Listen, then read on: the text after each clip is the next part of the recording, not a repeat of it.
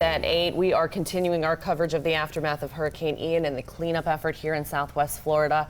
I'm Amy Wegman.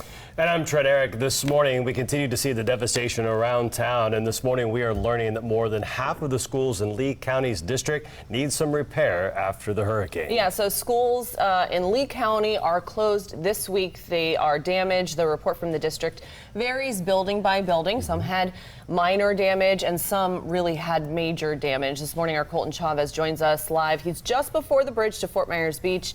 And Colton, I know obviously there's an elementary school on Fort Myers Beach. We've seen the destruction there. We've seen what's happening there. So I can only imagine. We've seen the pictures, what's going on with the schools there. Can you kind of walk us through what this means for kids, not only there at Fort Myers Beach Elementary, but across Lee County?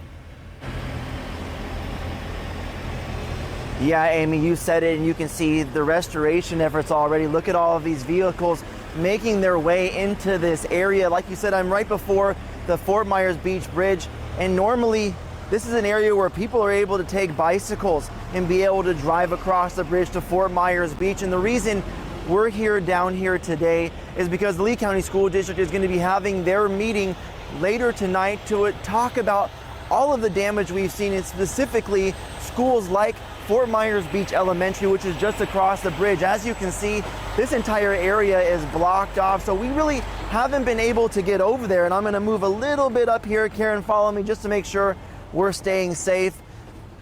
So what I want to do is I want to show you for the first time, we have pictures from the Lee County School District about some of these schools, just like Fort Myers Beach Elementary. So on your screen right now, these are pictures again from Fort Myers Beach Elementary, the Sanibel School, and Pine Island Elementary, areas, you guys, that we have seen have been severely impacted by Hurricane Ian. So Lee County School Superintendent Christopher Bernier, he actually tells me that 54% of the district schools are in low need of repair, but 14% have major damage. And in fact, Bernier says a few schools may even be too damaged to reopen. So Superintendent Bernier says the district has been working with the Lee County Emergency Operations Center since Hurricane Ian came to Southwest Florida, and he tells me they continue to meet with them to see what next steps can be taken for our hardest hit schools.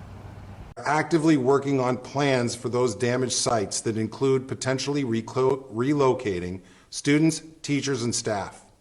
We are discussing these plans with the Florida Department of Education and ask for their resources and connections in order to help our district become viable as quickly as possible. Amy, Trent, Bernier tells me that schools will not be opening this week, but he did make the promise that they're not going to wait until January to have students return. That meeting with the Lee County School District is going to be scheduled for 3 o'clock later this afternoon. It's going to be at the school headquarters. Of course, we'll continue to update you with all the latest information. Live in Fort Myers Beach this morning, Colton Chavez, Fox 4.